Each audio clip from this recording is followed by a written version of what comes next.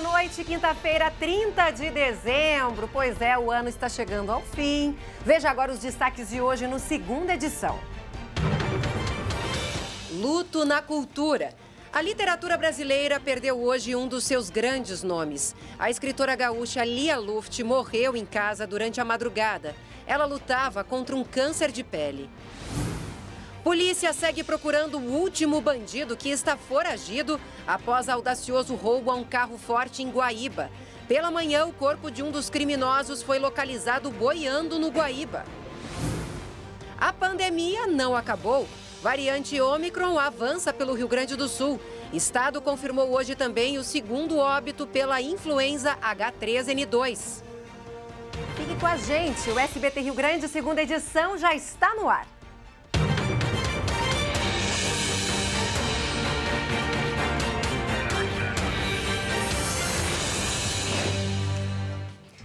É, o feriadão de Ano Novo para muita gente já começou. Você aí vai pra praia, está indo pra praia?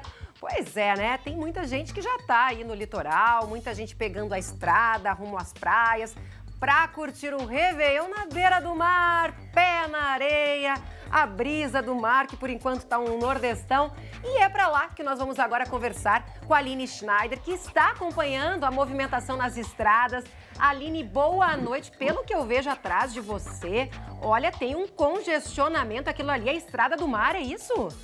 Exatamente, Lu. Boa noite para ti, para todo mundo que nos acompanha. Aqui à minha direita, os veículos que chegam da Estrada do Mar, ao seguirem reto pela rodovia, acessam Capão, Atlântida, Xangri-Lá.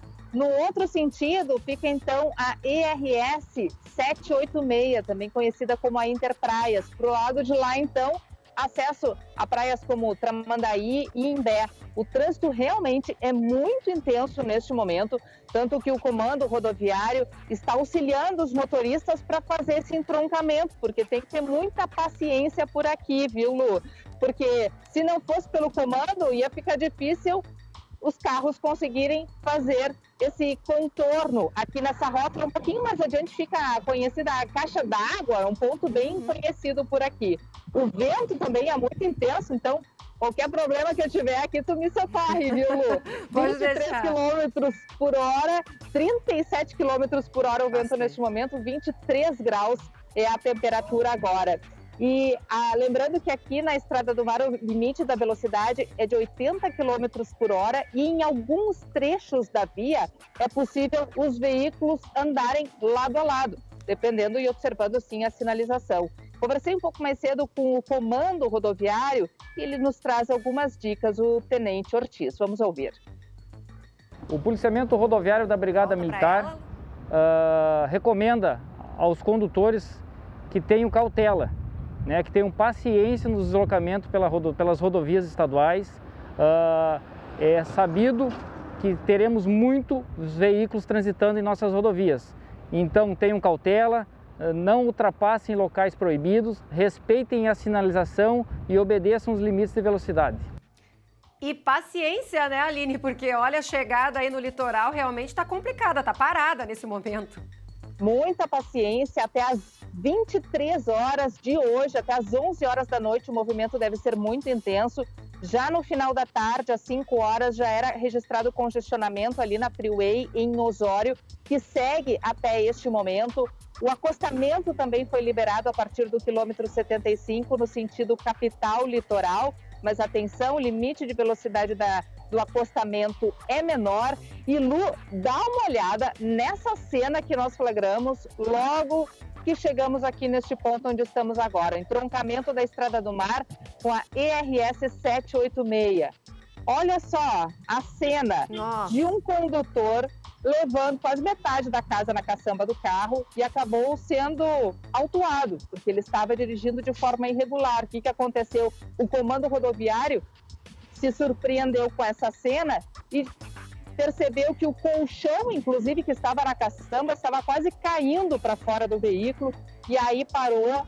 O motorista descobriu que ele sequer tinha carteira de habilitação, precisou acionar outra pessoa para dirigir o carro, foi autuado. Uma cena lamentável, mas que é muito mais comum do que a gente imagina nesse período de veraneio, né, Lu? Com certeza. Obrigada pelas informações, Aline Schneider, direto ali da chegada do litoral pela Estrada do Mar.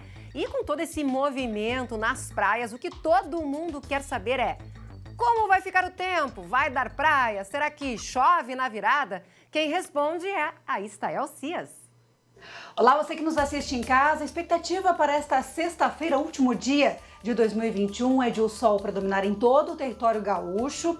Vai fazer muito calor, com marcas entre 36 e 38 graus em muitos municípios do centro do estado, da fronteira oeste das Missões. Algumas cidades podem ter marcas, sim, ao redor de 40 graus. E do centro para o norte do Rio Grande do Sul, especialmente, as nuvens se formam devido ao calor durante a tarde e pode chover com risco de temporais isolados. Vai chover em áreas isoladas, de forma pontual, mas em razão do calor, temporais podem se formar. Para o período da noite, para o momento da virada do ano, tendência de céu claro em grande parte do Rio Grande do Sul. Os modelos indicam temperatura alta pelo oeste, com 28, 29 graus no momento da virada, enquanto que a metade leste, Grande Porto Alegre e litoral devem ter marcas ao redor dos 20 graus. Para o primeiro fim de semana do ano novo, a expectativa é de sol, muito calor, especialmente no domingo, e de forma isolada, pancadas de chuva vão ocorrer pelo estado com mais temporais passageiros. É, fim de ano e início do novo ano com muito calorão. Bom, agora o assunto é a pandemia, porque a Secretaria de Saúde aqui de Porto Alegre confirmou 51 novos casos da Ômicron, a variante, da Covid, ou seja, agora são 74 casos da nova variante. Glauco Paza, significa que o vírus está circulando, né? A pandemia não acabou. Boa noite para você. Isso mesmo, Lu. Boa noite. É isso. O resultado é de amostras aleatórias feitas em pessoas residentes em Porto Alegre. Os exames foram analisados em laboratórios privados e a Secretaria Municipal de Saúde já declarou, que existe a transmissão comunitária, ou seja, aqui mesmo, sem origem, por exemplo, em outros estados. Alerta, portanto, em relação a esta variante. Conforme a Diretoria de Vigilância em Saúde, isso comprova que o vírus é altamente transmissível e exige que se mantenham os cuidados para evitar a piora do quadro, justamente nesse momento em que tem as festas, de final de ano. Lembrando que viajantes que vêm de fora do estado do Rio Grande do Sul ou de fora do país têm à disposição os testes para saber, se estão com Covid e, de repente, aí fazer a investigação sobre variante Ômicron ou outra variante em relação a essas pessoas que vêm de fora do estado, para evitar que a situação fique ainda pior no que diz respeito à Covid-19, Lu. É verdade. Obrigada, Glauco, pelas informações. Muito preocupante. A Ômicron é extremamente transmissível. E olha só, também aqui na capital foi registrada hoje a primeira morte por influenza H3N2. O óbito ocorreu no dia 20, foi confirmado agora, e esta foi a segunda morte pela doença aqui no estado. A primeira foi uma moradora de 67 anos de São Francisco de Paula. Ao longo do mês de dezembro, Porto Alegre teve 45 resultados confirmados para a influenza H3N2 em residentes da capital. No Rio Grande do Sul, o acumulado até agora é de 105 casos, muito preocupante também. E 2 mulheres foram agredidas com uma barra de ferro no noroeste do estado. Assunto do Giro de Notícias. Uma idosa de 76 anos e a filha dela de 56 foram vítimas de vários golpes no meio da rua em Guarani das Missões. O jovem de 20 anos pegou a barra de ferro de uma cerca e começou as agressões após uma discussão entre vizinhos. O crime ocorreu na última terça-feira. O agressor foi preso. Um motociclista morreu em um grave acidente às margens da BR-116 em São Marcos, na Serra Gaúcha. Flaviano Fabres, de 42 anos, bateu em um carro e foi arremessado para fora da estrada. O motorista prestou socorro, mas Flaviano morreu na hora. Em Canguçu, no sul do estado, a vereadora Yasmin Roloff Rutz, do PT, foi alvo de comentários constrangedores no plenário da Câmara. A parlamentar de 24 anos foi eleita para a vice-presidência da mesa diretora, sob a justificativa de embelezar o espaço. Vereadores, por favor, quando forem votar em mim, que votem pela minha capacidade intelectual e não pela minha beleza. Obrigada. Yasmin é a única mulher da Câmara de Vereadores de Canguçu e diz que já passou por outras situações constrangedoras. Não foi um desrespeito apenas comigo, foi um desrespeito com todas as mulheres, já que eu sou a única mulher dentro da Câmara, né? E represento a população do meu município. O que a gente tira de positivo disso, né, é que a gente consegue fazer a sociedade refletir de que esse tipo de comportamento não cabe mais em pleno século XXI, né? Nós mulheres não queremos ser julgadas pela aparência, ninguém quer, na verdade.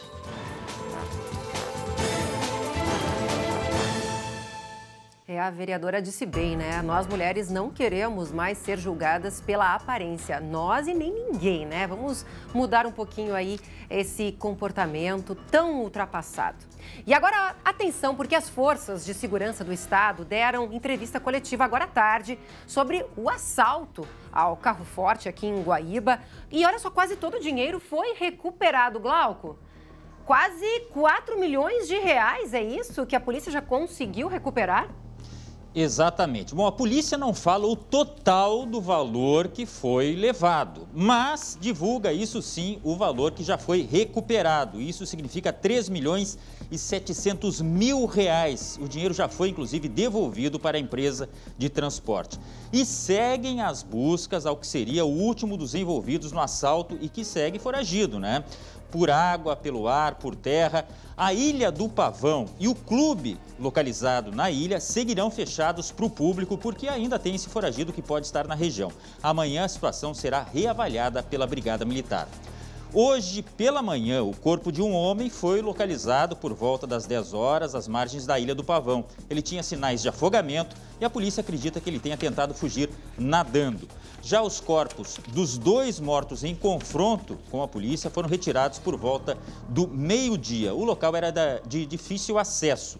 Já os corpos dos mortos em confronto foram levados com tanta dificuldade assim porque exigia uma estrutura especial para acessar justamente por essa dificuldade, tá? Os nomes não foram divulgados e o IGP já identificou os mortos, mas apenas não expôs para o público. Vamos ouvir o que diz a representante do IGP.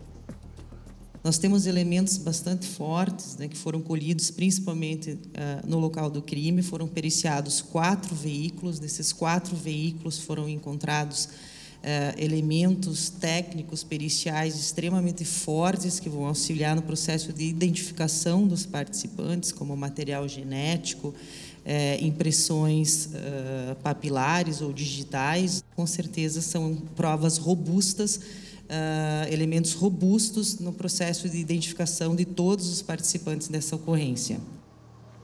Bom, o caso está sendo investigado, logicamente, pela polícia e há a possibilidade de integrantes deste grupo serem de fora do estado. Mas vamos ouvir o que disse o delegado responsável sobre a possibilidade, sobre o fato de alguns dos integrantes terem passado por cadeias aqui do Rio Grande do Sul. Certamente, seus integrantes têm ingresso no sistema penitenciário gaúcho. De fato, existe antecedentes criminais daqueles participantes naquele momento ali, inclusive um dos presos. Pois é, né, Glauco? A polícia não quis confirmar, mas tem informações de que um dos criminosos seria, inclusive, integrante daquela quadrilha que atacou, você deve lembrar, aquela empresa de transporte de valores aqui em Porto Alegre em 2018. Ou seja, ele está em liberdade agora, né, Glauco? Exatamente. E tudo isso, esse fator de não divulgar os nomes, por quê? Porque a polícia ainda está tentando desenrolar esse novelo todo para chegar a mais nomes que possivelmente tenham participado. Tá certo, obrigada pelas informações. Daqui a pouco o Glauco volta e nós voltamos daqui a pouco com o adeus a uma das maiores escritoras gaúchas, uma das maiores escritoras do país. Lia Luft morreu aos 83 anos. E tem ainda as informações de um homem que foi morto a facadas por um jovem após um encontro amoroso no litoral norte. A gente conta tudo isso depois do intervalo. A gente já volta.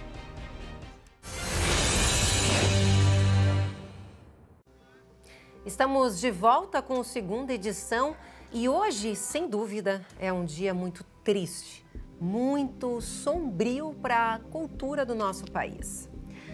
A literatura brasileira perdeu um grande nome e, infelizmente, um câncer tirou de todos nós Lia Luft. Sem dúvida, a escritora vai fazer muita falta no mundo literário. Lia Luft estava na casa dela, em Porto Alegre, e, segundo familiares, morreu enquanto dormia.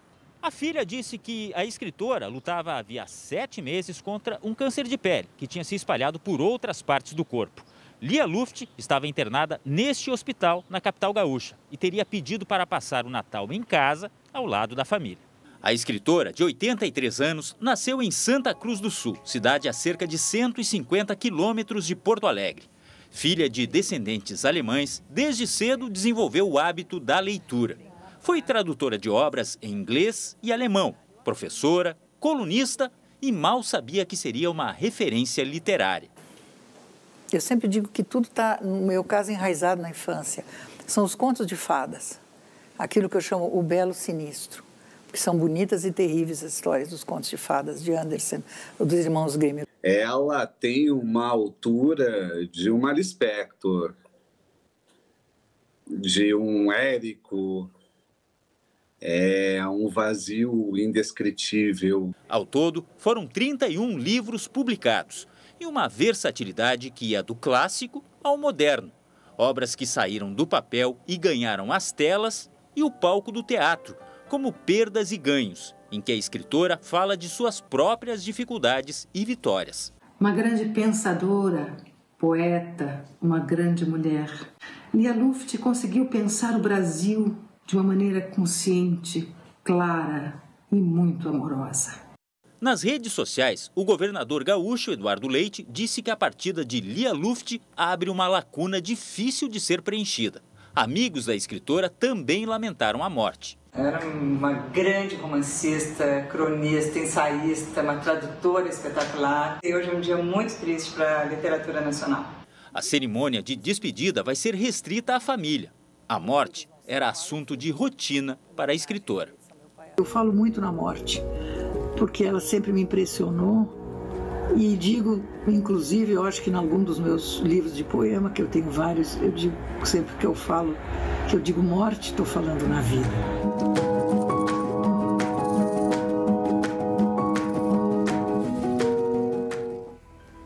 Morte, eu estou falando da vida. Olha só que profundo, né? Que perda, gente. Que perda para a literatura, para a cultura de todo o nosso Brasil. Vamos mudar de assunto, porque um jovem de 19 anos acusado de esfaquear um homem em Tramandaí foi preso hoje, nesta tarde. E antes, deixa eu fazer aqui uma errata. A vítima não morreu, ela está internada. Glauco, o que motivou este crime horrível? Olha, Lu, de acordo com informações da polícia, o jovem teria marcado um encontro amoroso com um homem de 56 anos em Tramandaí no dia 13 deste mês. E durante este encontro, eles teriam se desentendido. Foi nesse momento que o jovem esfaqueou o homem na cabeça e também no tórax. A vítima foi encontrada abandonada dentro de seu veículo no terminal turístico da cidade. Atualmente, ele se encontra internado e se recuperando. Essa é a explicação, portanto, um encontro mal sucedido, um desentendimento que acabou gerando esse fato aí, Lu. Ou seja, eles tiveram esse encontro, Glauco, e aí esse rapaz, esse jovem, acabou, por causa do desentendimento, esfaqueando o outro, é isso? Exatamente, resolvendo a situação com uma faca. Sim, e aí a vítima, ela está bem, só que está internada. Ela está internada em estado grave ainda, mas em observação, dependendo da evolução, aí os familiares vão se manifestar, mas por enquanto está no hospital ainda. Sim, sim, até porque uma das facas, né, pegou aqui no pescoço, né, Glauco, é isso, né, no tórax e no pescoço, foi isso? Exatamente, na cabeça e no tórax. Na cabeça, foram os dois locais atingidos por essa facada, por essas facadas desferidas por esse jovem aí, que menos mal foi identificado e foi preso. Tá certo, obrigada pelas informações, Glauco Paza, direto da redação. E olha só, tem novidade na vacinação. O governo do estado confirmou hoje a aplicação da 4ª dose da vacina contra a Covid para pessoas com problemas de imunidade. O segundo reforço deve ser aplicado 4 meses após a última dose. Cada cidade deve se organizar para aplicar o reforço de acordo com o estoque e também com o calendário de vacinação. A 4ª dose havia sido anunciada em uma portaria do Ministério da Saúde no último dia 20, ou seja, a gente tem hoje a 3ª dose, agora a gente tem a 4ª. Tenham todos uma ótima noite e até amanhã. Tchau, tchau.